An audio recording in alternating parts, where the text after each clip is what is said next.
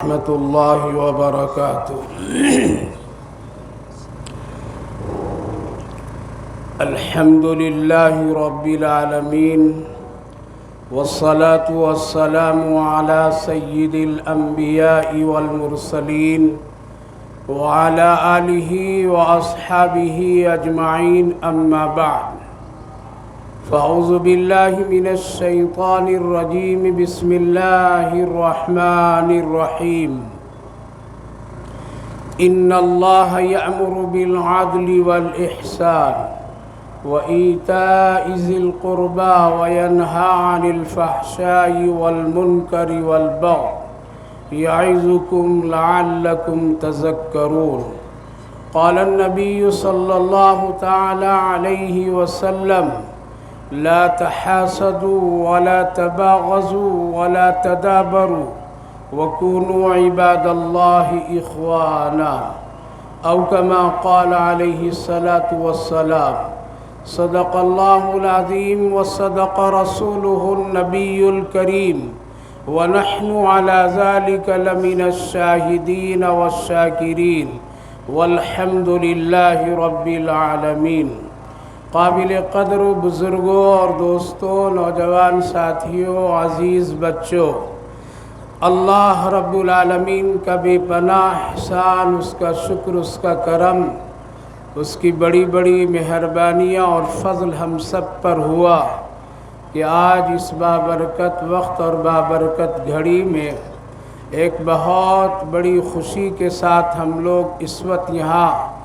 اللہ کا شکر ادا کرنے کے لیے، اللہ نے ہی ہم سب کو توفیق عطا فرمایا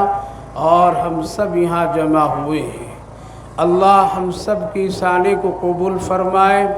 آخرت کے لیے نجات کا ذریعہ بنائے، دنیا کے لیے خیر، فلاح، صلاح، ہدایت کا ذریعہ بنائے۔ بھائیو اور بزرگوں، آج کے یہ اجتماع کسی انسان کی ترتیب یا اور کسی تنظیم و تحریک کی ترتیب دی ہوئی نہیں ہے، بلکہ اس کی ترتیب اور اس کی فضیلت اور اس کا اہتمام خود اللہ نے اپنے پیارے نبی، ہم سب کے آقا حضرت محمد صلی اللہ علیہ وسلم کو کرنے اور کہنے کا حکم دیا، اور آپ اپنی امت کو خوشی منانے کا بھی طریقہ بتایا، اور غم کے حالات میں غم کی زندگی پر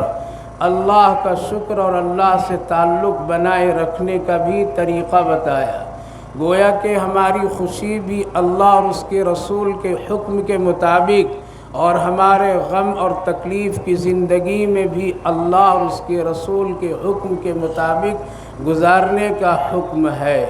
لہذا ہم شریعت کے پابند ہیں، ہم دین اسلام کے پابند ہیں، ہم اللہ اور اس کے رسول کے پابند ہیں، اس لیے نہ اپنی طرف سے کسی خوشی میں کوئی زیادہ اضافہ کر سکتے ہیں اور نہ اپنی خوشی میں کسی طرح سے کوئی غلو کر سکتے ہیں، بلکہ وہی چیز، وہی عبادت، وہی عمل اللہ کو پسند ہے جو اللہ اور اس کے رسول کے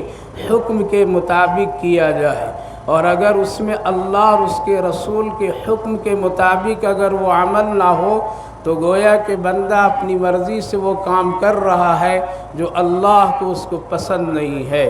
تو آج ہم سب کے لیے بڑی خوشی اور مسرت اس بنیاد پر ہے کہ اللہ تعالیٰ نے ہم سبوں کے لیے پہلے ایک ایسا مہینہ عطا فرمایا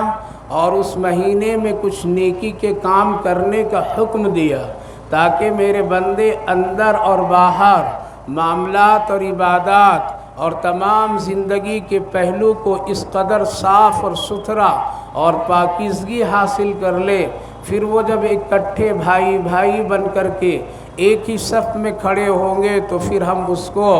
اپنی طرف سے رحمتیں، برکتیں، سعادتیں اور خوشنودی اور رضا ہم عطا فرمائیں گے۔ تو اس اعتبار سے آج ہم سب کے لیے یوم عید ہے، یعنی خوشی کا دن، خوشی کا دن۔ خوشی اس بات کی ہے کہ اللہ کی طرف سے آج ہم سب کو اور تمام مومن مسلمانوں کے لیے ایک بہت ہی بڑا پیغام ہے کہ اللہ رب العالمین نے فرمایا، جو حدیث قدسی بھی اور ہم سب کے آقا صلی اللہ علیہ وسلم نے خوب وضاحت کے ساتھ اپنی امت کو یہ بتلایا کہ جب تم اندر سے روزے کے ذریعے سے پاکیزگی حاصل کر لیتے ہو اور سر سے لے کر کے پاؤں تک روزے کا اہتمام کر لیتے ہو، تو پھر اللہ وہ شان کریمی رکھنے والا پھر اپنی طرف سے اپنی رضا کا پروانہ، جہنم سے خلاصی اور جنت کے لیے اپنے آپ کو اور اپنے بندوں کے لیے تمام وہ راستے آسان کر دیتا ہے جو اس دنیا سے جانے کے بعد ایک اچھا اور نیک مسلمان مومن کو چاہیے۔ لہذا یہ کس طرح سے یہ خوشی اسی لیے ہے، لہذا خوشی اس کے لیے جس نے اپنے آپ کو اندر باہر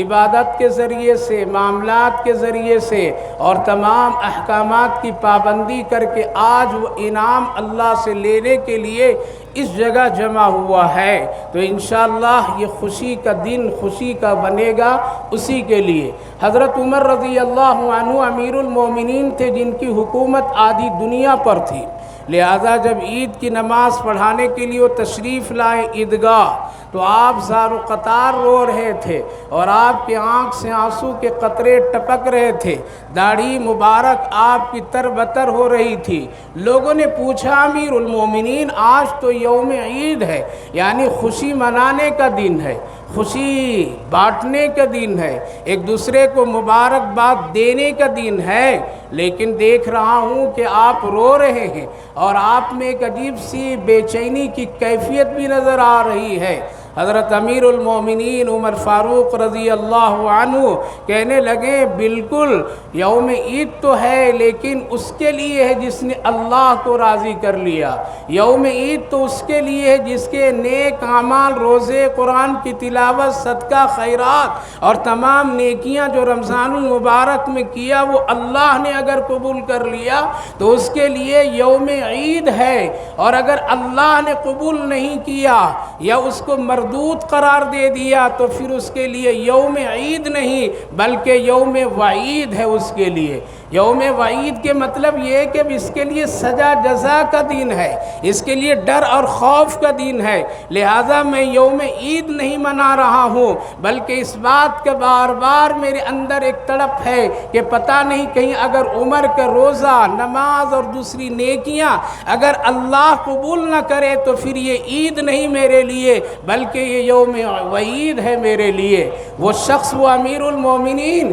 جس کی جنت کی بشارتیں اس زمین پر ایک بار نہیں بارہا اللہ نے دیا، جن کی رائے پر قرآن کریم کی بے شمار آیات نازل ہوئی، لیکن وہ اس خوشیوں کو کبھی کبھی اپنا جب وہ محاسبہ کرتے تھے تو پھر ان کے لیے ایک بڑی مشکل نظر آتی تھی، اور اللہ کو یہ اختیار ہے اگر وہ چاہے تو ہماری نماز روزہ قبول کرے، اور اگر نہ چاہے تو مردود بھی قرار دے دے، ہم اور آپ کچھ بھی نہیں کر سکتے ہیں۔ اسی لیے جب ڈر اور اللہ کی محبت اور اللہ کی رحمت سے جب امید، تو پھر اس کے لیے یوم عید ہے اور خوشی کا دن ہے۔ تو قابل مبارکباد ہے آج مسلمان اور ہم سب کے آج بھائی بھائی کی شکلوں میں ایک ہی رخ، ایک ہی ارادے، ایک ہی نیتوں کے ساتھ ہم اور آپ اس وقت یہاں جمع ہوئے ہیں۔ اللہ ہم سب کو جمع ہونے کو قبول فرمائے۔ بھائیو اور بزرگوں، آپ حضرات کے سامنے میں نے قرآن کریم کی ایک بڑی مشہور و معروف آیت کی تلاوت کیا ہوں۔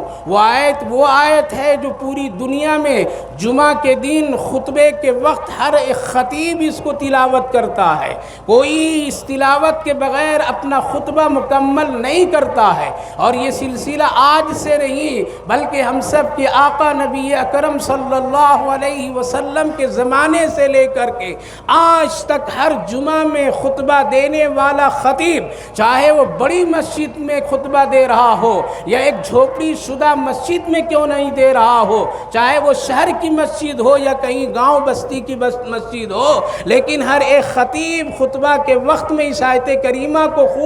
خوب پڑھ کر کے سناتا ہے۔ اگرچہ ہم لوگ غفلت میں رہتے ہیں، ہم لوگ اس کے معنی اور مطالب کو جانتے نہیں، اس لیے ہم کو سمجھ میں بات آتی ہے کہ پڑھ دیا ہو گیا، لیکن اس چھوٹی سی آیت میں حضرت عمر رضی اللہ عنہ، حضرت ام المومنین عائشہ صدیقہ رضی اللہ عنہا اور بہت سارے صحابہ، ہم سب کے اکابر و اسلاف کا یہ اتفاق ہے کہ قرآن کریم میں اللہ رب العالمین نے ایک ایسی آیت نازل فرما دیا ہے کہ اگر سارے کاموں کو چھوڑ کر کے اپنی اخلاقی اور بہترین زندگی بنانے کے لیے اس آیت کریمہ پر اگر کوئی عمل کر لیا تو اس کی دنیا بھی بن جاتی ہے اور اس کی آخرت بھی بن جاتی ہے۔ اللہ تعالیٰ نے کیا فرمایا؟ ان اللہ یأمر بالعدل والاحسان،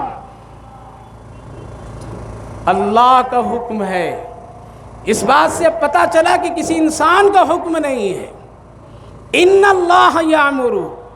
بے شک اللہ کا حکم ہے۔ پتہ چلا کسی مفتی کا حکم نہیں ہے، کسی جج کا حکم نہیں ہے، کسی بڑے افسر کا حکم نہیں ہے، کسی ملک کے وزیر اعظم اور کسی بڑے بادشاہ کا حکم نہیں ہے۔ حکم کس کا ہے؟ اللہ کا حکم ہے۔ اس کا حکم ہے جس نے ہم سب کو زندگی دی ہے، جس نے ہم سب کو اچھے پہننے کھانے کا سلیقہ دیا ہے، جس نے ہزاروں ہزار کروڑوں نعمتیں عطا فرمایا ہے، جس نے ہم سب کو پیدا کیا ہے، وہ اللہ فرما رہا ہے میرا حکم ہے، نظر انداز نہیں کرنا، منہ پھیر کر کے اس کو ٹھکرا مت دینا۔ ان اللہ یأمر بالعدل، ہم تم کو انصاف اور عدل کا حکم دیتے ہیں۔ انصاف یعنی برابری کا حکم دیتے ہیں،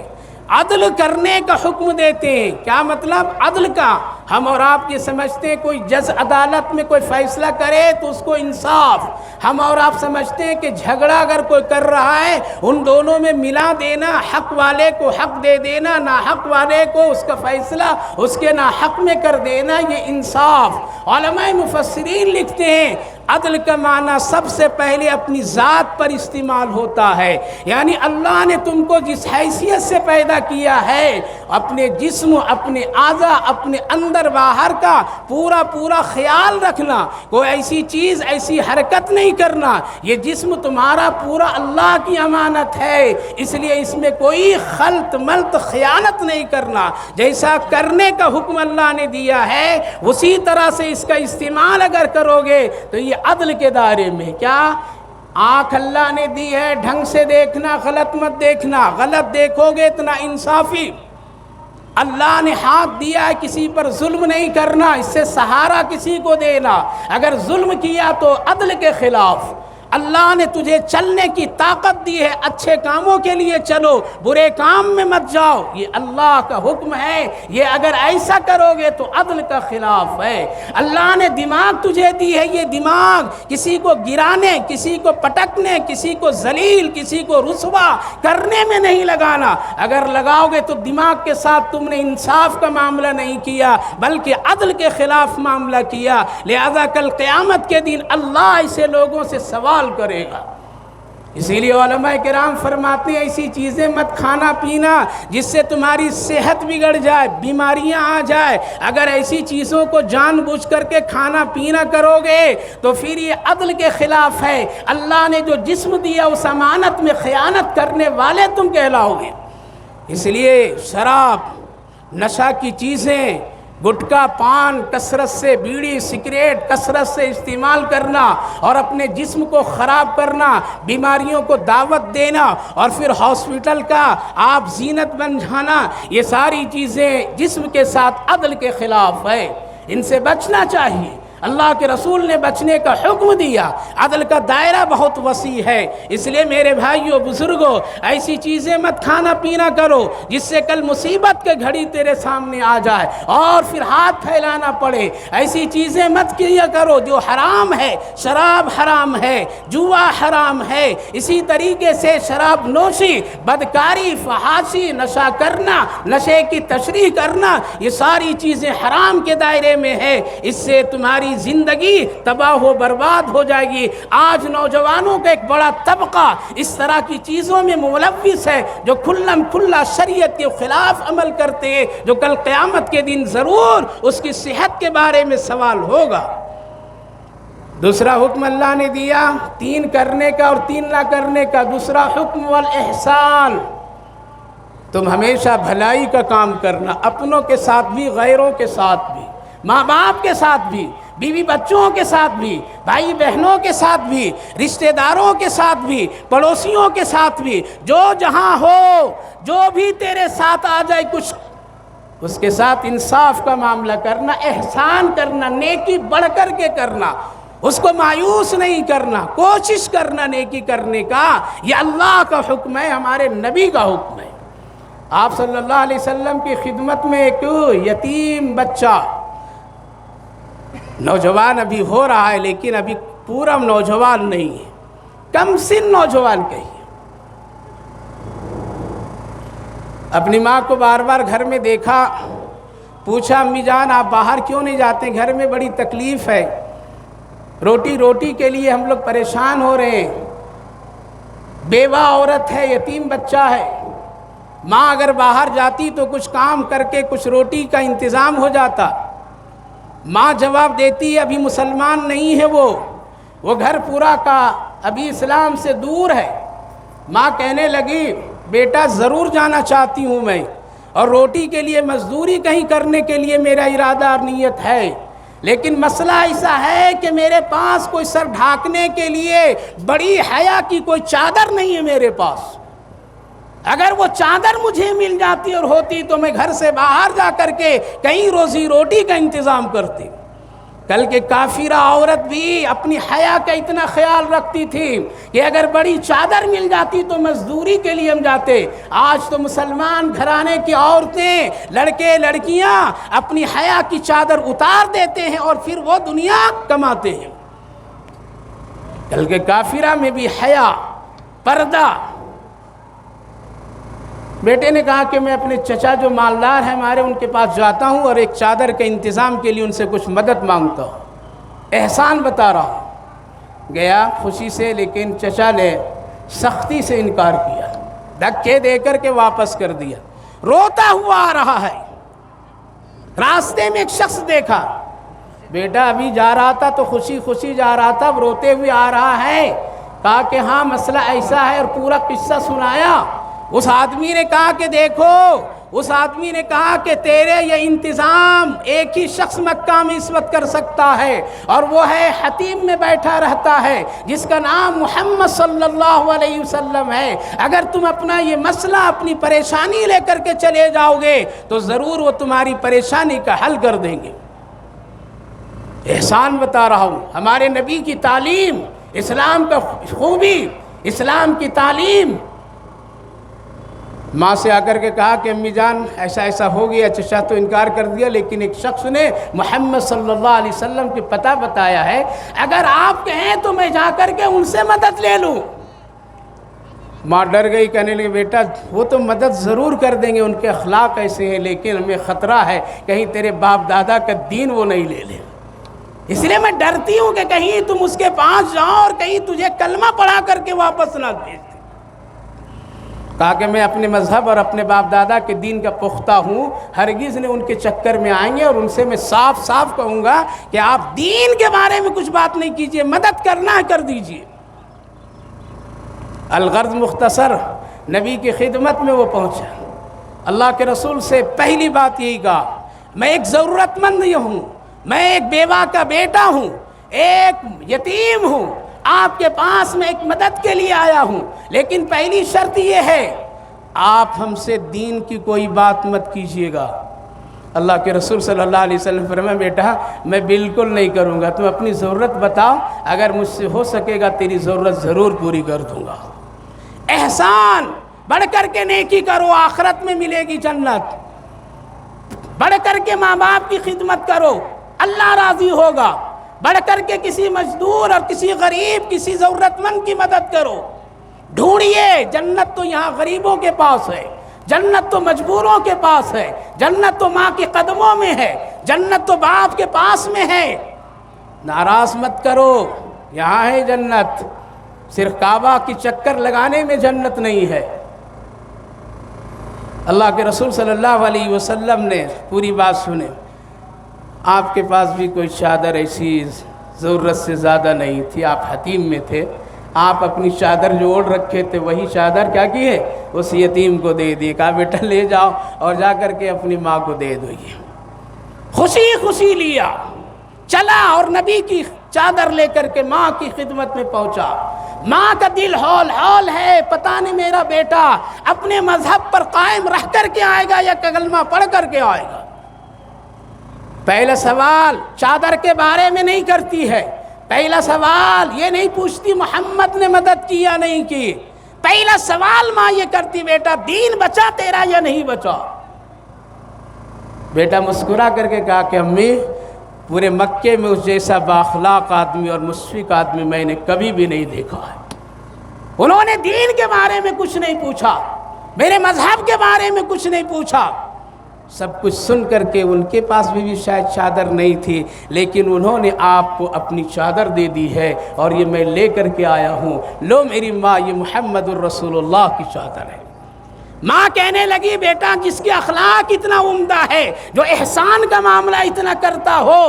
لہذا اس کا دین بھی سچا ہے، اب باہر مزدوری کے لیے تو بعد میں جاؤں گی، پہلے آؤ میرا ہاتھ تو پکڑ میں تیرا ہاتھ پکڑتی ہوں، اور محمد کہاں ہے چلو لے چل وہاں، میں پہلے ان کا کلمہ پڑھوں گا پھر بعد میں جا کر کے میں کوئی مزدوری کروں گی۔ یہ احسان ہے۔ ہم تو وہ مسلمان ہیں جو احسان کر کے سالوں بھر جتاتے رہتے ہیں، ہم وہ مسلمان ہیں 2 کیجی گیہوں دے کر کے تصویر چھاپنے والے ہیں، ہم وہ مسلمان ہیں جو دے کر کے دوسروں کے سامنے بتا کر ذلیل کرنے والے ہیں۔ اللہ کی مدد نہیں آئے گی تو اللہ نے فرمایا میرا حکم احسان کرنے کا، وَإِيتَاءِ ذِي الْقُرْبَىٰ، اور رشتہ داروں کو جوڑنے کا، مل جل کر کے رہنے کا، یہ اللہ کا حکم ہے۔ یہ 3 کام کرنے کا اور 3 کام نہیں کرنے کا۔ وَيَنْهَىٰ عَنِ الْمُنْكَرِ، اللہ تجھے روکتا ہے ناپسندیدہ کام سے۔ علماء مفسرین لکھتے ناپسندیدہ کام، آپ کسی کے سامنے تھوکیے نہیں، آپ کسی کے گھر کے دروازے پر کوڑا مت ڈالیے، آپ کسی کے گھر کے دروازے پر گاڑی نہیں اٹکا دیجئے، آپ چلتے ہوئے راستے میں کوئی پان کھا کر کے سڑک میں تھوکیے نہیں، آپ چلتے ہوئے سگریٹ پی کر کے ادھر ادھر مت پھینکیے، آپ چلتے ہوئے بے حیا کی طرح مت چلیے، آپ کسی کا راستہ مت روکیے، یہ سب منکرات ہے۔ اللہ فرماتا ہے ان منکرات کا کام ہرگز مت کرو، وَيَنْهَىٰ عَنِ الْفَحْشَاءِ، اور فحش کام ہرگز نہیں کرنا۔ فحش کام کیا ہے؟ ایسا گناہ جس گناہ کو دیکھ کر کے دوسرے کو بھی گناہ کرنے کا شوق پیدا ہو جائے۔ آج سب لوگ اس میں ملوث ہیں۔ ایک گناہ ہم موبائل میں دیکھتے ہیں، ہم کو پسند آیا، ایک فلم ہم کو پسند آ گئی، ایک تصویر ہم کو پسند آ گئی، ایک ناچنے والے کا انداز پسند آیا، ہم نے کیا کیا؟ اپنے دوستوں کو پھیلایا، اس کو پھیلایا، اس کو پھیلایا۔ عن الفحشاء، اللہ فرمایا یہ فحش کام ہے۔ جب تک یہ تصویر تیرے پھیلائی ہوئی چلے گی تم تو سو جاؤ گے اطمینان سے، لیکن تیرے نام اعمال میں گناہ روز فرشتہ لکھتا جائے گا۔ عن الفحشاء، نوجوانوں رک جاؤ، فحش کام سے رک جاؤ۔ اللہ ناراض ہے اس وقت، آسمان سے رحمت کے فرشتے نہیں رحمت لے کر کے آ رہے ہیں، غضب لے کر کے آ رہے ہیں، عذاب لے کر کے آ رہے ہیں، ذلت لے کر کے آ رہے ہیں، روزی کی تنگی لے کر کے آ رہے ہیں۔ پھر بھی مست کی زندگی اگر اسی طرح گزارتے رہیں گے غفلت میں تو یہی حال ہوگا کہ چلتے راہ تیری عزت محفوظ نہیں رہے گی، تیرا مال محفوظ نہیں رہے گا۔ عن الفحشاء والمنکر والبغی، اور سنو ظلم کسی پر نہیں کرنا، نہ ظلم کرو نہ ظلم کھاؤ، نہ ظالم بنو، نہ کسی پر ظلم کر کے اللہ کو ناراض کرو۔ ہمارے نبی کی یہ تعلیم، قرآن کی تعلیم پڑھے تو لوگ، ہم تو دعوت دیتے ہیں اپنے غیر مسلم بھائیوں کو بھی کہ پورا قرآن مت پڑھو، صرف اسی آیت کریمہ کو پڑھ لو، ہماری نبی کی تعلیم ملے گی، قرآن کا بہترین پیغام ملے گا اور اسلام کا خوبصورت۔ لیکن یہ قرآن ہی میں ہے، ہماری زندگی میں نہیں ہے۔ جب یہ زندگی میں آ جائے گی اور مسلمان ان 4 6 چیزوں کو 3 کرنے کا اور 3 نہ کرنے کا اگر کر لیں گے، عدل کیجئے، احسان کیجئے، رشتہ داروں کو جوڑیے توڑیے نہیں، منکرات، گندی باتیں، گندے کام مت پھیلائیے سڑکوں پر، راستوں میں، ظلم کسی پر مت کیجئے، بے حیا مت بنیے۔ یہ کام اگر کر لیں گے تو اللہ فرما رہا یعظکم، یہ میرا نصیحت ہے اور کسی اور کا نہیں ہے، اللہ یہ میرا حکم ہے، کسی اور کا حکم نہیں ہے، اس لیے ہر حال میں تم اس کو عمل کرنا۔ تو 3 کام کیجئے اور 3 کام مت کیجئے۔ جب ایسا کریں گے میرے بھائیو بزرگوں تو انشاءاللہ ایک سچے مسلمان بنیں گے، ایک اچھے مسلمان کہلائیں گے، ایک اچھے شریف انسان معاشرے میں کہیں گے، اللہ بھی خوش ہوگا، اللہ کے رسول بھی خوش ہوں گے۔ تبھی یہ عید ہے۔ اگر نفرتوں کے ساتھ، مقدموں کے ساتھ، جھگڑوں کے ساتھ، بے حیائی کے ارادوں کے ساتھ اگر یہ سفید کپڑے میں ہم اور آپ عید اور اللہ کی طرف ہاتھ اٹھائیں گے تو اللہ کہے گا تو پہلے اپنا اندر بدل لے، ہم تمہارا باہر خود ہی بدل دیں گے، حکومت تیری ہم تیرے مزاج میں بنا دیں گے اور تیرے سارے کام تیرے مزاج میں کر دیں گے۔ لہذا ہم لوگ اندر سے بدل جائیے، باہر سے بدلنے والا اللہ ہے اور اللہ ہے، اس وقت اسی کی ضرورت ہے۔ اور آخری بات ختم کرتا ہوں، اللہ کے پیغمبر نے کیا خوبصورت پیغام دیا اور عید کے موقع پر دیے تھے، لا تحاسدوا، آپس میں کسی سے حسد نہیں کرنا، ولا تباغضوا، کسی سے بغض عداوت نہیں رہنا، ولا تباغضوا ولا تدابروا، کسی کے سلسلے میں تنہائی میں، اجتماعی میں، انفرادی میں بیٹھ کر کے تدبیریں نہیں کرنا، اس کو کیسے گرا دیں، اس کو کیسے پولیس اسٹیشن میں بھیج دیں، اس پر کون سے مقدمہ دائر کر دیں، اس کی زمین جائیداد کیسے چھین لیں، اس کی عزت و آبرو کیسے ملیا میٹ کر دے۔ ولا تدابروا، اے میری امت تم ہرگز ایسا نہیں کرنا، وکونوا عباد اللہ اخوانا، تم کو میں بھائی بنا کر کے دنیا سے جا رہا ہوں، اسی طرح تو بھائی بن کر کے میرے پاس حوض کوثر پر آنا، اللہ کے رسول خوش ہوں گے۔ اسی لیے میرے بھائیو بزرگوں، آپ سے مؤدبانہ گزارش ہے، یہ عید کا پیغام یہی ہے کہ اس وقت میں حالات جو ہمارے اور آپ کے سامنے پوری دنیا کا ہے، ہم کو اور آپ کو کچھ بدلنا ہے۔ اگر نہیں بدلیں گے تو اللہ بدل کر کے دوسرے کو لا کے میری جگہ پر کھڑا کر دے گا۔ اللہ ہم سب کو سمجھ اور عمل کی توفیق نصیب فرمائے۔